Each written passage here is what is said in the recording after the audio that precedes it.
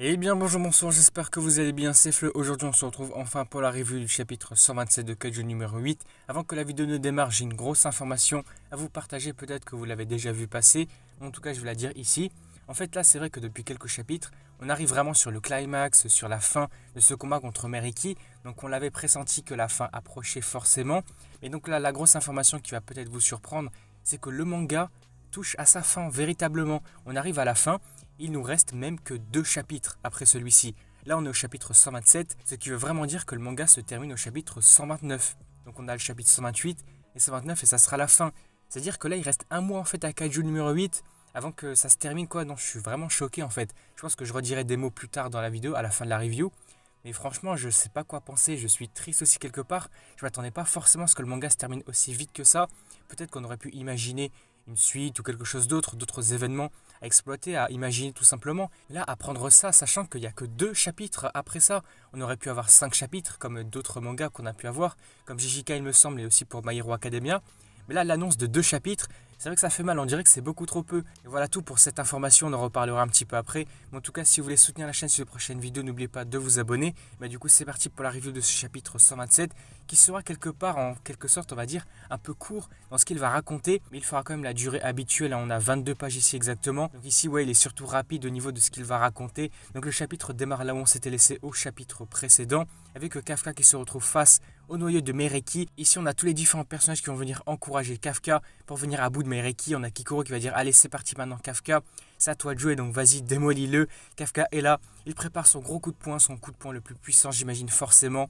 Donc il va se dire allez, l'heure est venue. On voit en quelque sorte toute l'énergie qu'il va injecter dans ce coup de poing, toute la puissance qu'il va dégager et concentrer dans ce seul coup de poing, son dernier coup de poing, le coup de poing final. On dirait que toute l'énergie est même partagée à travers les époques. Là, on voit une image de l'armée des samouraïs de l'époque de Mereki. C'est comme si toute l'énergie de cette armée venait jusqu'ici dans Kafka pour se venger de Mereki. C'est vrai que c'est très symbolique aussi, c'est hyper beau. Mais ici, par contre, ce qu'on aurait pu imaginer dans les chapitres précédents, c'est que Mereki ne va pas se laisser faire. Et oui, il va essayer de faire quelque chose, du moins il va essayer de se régénérer pour le coup ici, pour essayer de riposter par la suite. On voit ici que la régénération est beaucoup trop rapide. Donc là, c'est Kafka perd un petit peu de temps. S'il prend trop de temps justement à charger son attaque, il va être submergé par Mereki. Mais si Kafka ne se laisse pas submerger par ses émotions, il ne perd pas espoir et se dit que tout va bien, je dois juste balancer toute l'énergie que j'ai dans cette attaque. Bah, du coup c'est parti, il va la lancer. Mais à cet instant-là, heureusement j'ai envie de dire, au moment où Mereki commence à se régénérer, à peut-être venir emprisonner Kafka, on a Reno qui va apparaître ici. Là c'est incroyable, il va dire allez partenaire, allez vas-y chef, règle-lui son compte. Donc là aussi on a l'encouragement de Reno, le partenaire forcément de Kafka. Là c'est hyper cool, on voit qu'il va faire quelque chose sur Mereki, parce qu'ici on va vraiment le voir à la page suivante. En fait il a carrément gelé toutes les parties du corps de Mereki.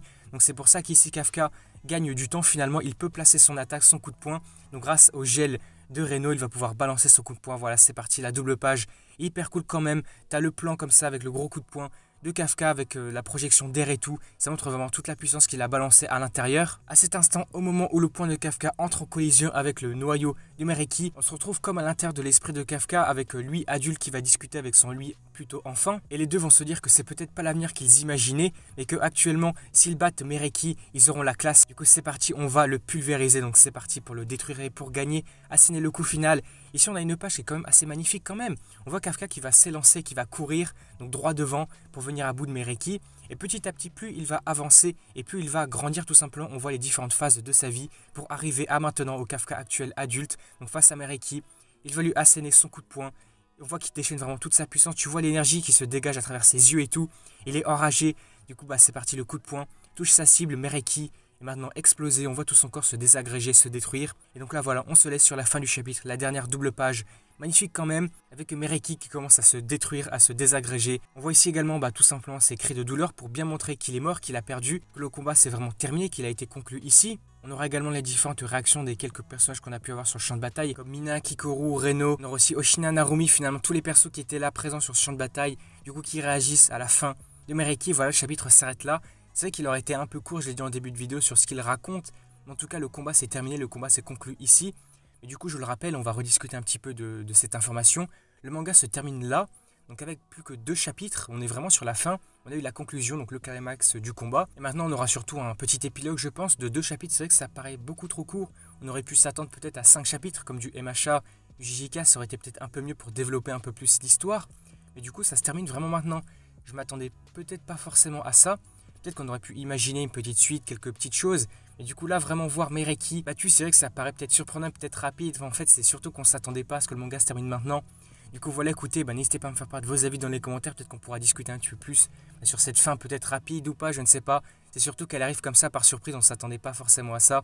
Du coup n'hésitez pas à me faire part de vos avis dans les commentaires concernant ce chapitre-là, qui aurait été quand même pas mal intéressant, c'est vrai qu'il aurait été cool. Mais du coup c'est vrai, on se laisse sur la conclusion de ce combat-là. Donc dans les commentaires, n'hésitez pas à me faire part de vos avis, vos théories peut-être sur la suite, qu'est-ce qu'on pourrait voir du coup sur les chapitres restants, sur les 2 derniers chapitres. Et donc là c'est vrai que d'ailleurs si on compte les 2 chapitres qui va rester, le manga va finalement se terminer plus ou moins en début juillet. Donc pour nous laisser en quelque sorte sur la saison 2 de l'anime qui va arriver, le courant juillet, je crois que c'est le 17 juillet si je dis pas de bêtises, peut-être ça va être là, mi-juillet vers là. Donc ça laisse peut-être un bon timing pour suivre la saison 2 de l'anime, ça pourrait être cool de voir ça aussi. N'hésitez pas à me faire part de vos avis dans les commentaires. N'hésitez pas également à vous abonner à la chaîne pour soutenir ce prochaine vidéo Kaiju. On sera là pour faire les reviews des 2 derniers chapitres avant la fin. Et du coup moi je vous dis à la prochaine.